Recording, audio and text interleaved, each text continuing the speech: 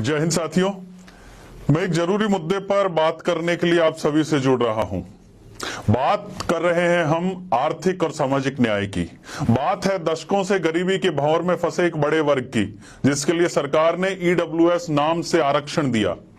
लेकिन इस वर्ग के बहुसंख्यक लोग जो गांव में खेतीबाड़ी करते हैं, जो सबसे दबा कुचला वर्ग है, जिसके बच्चों को भी नौकरियां चाहिए, लेकिन सरकार कहती है कि भाई तुम तो अमीर लोग हो। जबकि सरकार की ही एक कमेटी 5 एकड़ जमीन की महीने की आय कितनी बताती है? 5,000 रुपए महीना। सोचिए इस वर्ग के साथ इस देश में क्या भद्दा मजाक हो रहा है। ईडब्ल्यूएस आरक्षण एक ऐसा झुंझुना हो गया है जिसकी आवाज हमारे समाज तक, हमारे बच्चों तक नहीं पहुंच पा रही। कभी सोचा है क्यों? क्योंकि हमारे नाम पर चुने हुए लोगों की और हमारे नाम पर राजनीति करने वाले लोगों की जुबान पर ताले लग गए हैं या लगा दिए गए हैं। राजस्थान, गुजरात, हरियाणा सरकार ने आर्थिक पिछड़ा वर्ग के लिए सरलीकरण करके ईडब्ल्यूएस वर्ग के पक्ष में बड़े फैसले लिए हैं, किंतु केंद्र सरकार नहीं सुन रही और हमारे समाज के ही राजनीतिक प्रतिनिधि भी हमारी बात को ठीक ढंग से नहीं उठा पा रहे। अब लगता है कि आम आदमी और युवाओं से जुड़े हमारे मुद्दे पर हम लोगों को खुद को ही बोलना पड़ेगा।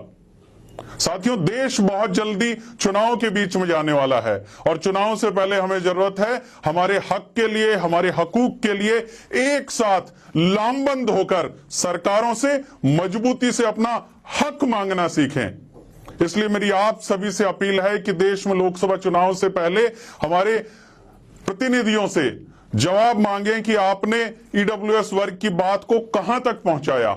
हम सरकार से सवाल पूछें कि आपकी ईडब्ल्यूएस आरक्षण के सरलीकरण को लेकर नीयत क्या है। साथियों, क्या आप अपने अधिकार के लिए खड़े होने को तैयार हैं? क्या आप सरकार से सवाल पूछने के लिए तैयार हैं? क्या आप अपने समाज को आंदोलन के लिए खड़ा करने के लिए तैयार हैं? क्या आप उनसे अधिकार मांगने के लिए तैयार हैं जो आपके वोट से, आपके समर्थन से लोकसभा और विधानसभा में पहुंच रहे हैं? तो आइए हम सब मिलकर सरकार और सिस्टम को मजबूर करें कि वो हमारे हक के साथ खिलवाड़ नहीं कर पाए। आप सभी से सिर्फ इतनी सी अपील है कि यहां बिना मांगे कुछ नहीं मिलेगा। फिर वो लोग क्यों खामोश खड़े हैं? याद रखती है दुनिया उन्हीं को जो हक और हकूक के लिए मजबूती से अड़े हैं। अगर आप अपने हक के लिए धरातल पर संघर्ष करने के लिए तैयार हैं तो युवा साथियों से मेरी प्रार्थना है कि इस मुद्दे पर आप क्या सोचते हैं हमें जरूर बताइए। साथ ही साथ सुझाव भी दीजिए कि अपने अधिकार के लिए हमें क्या करना चाहिए। धन्यवाद।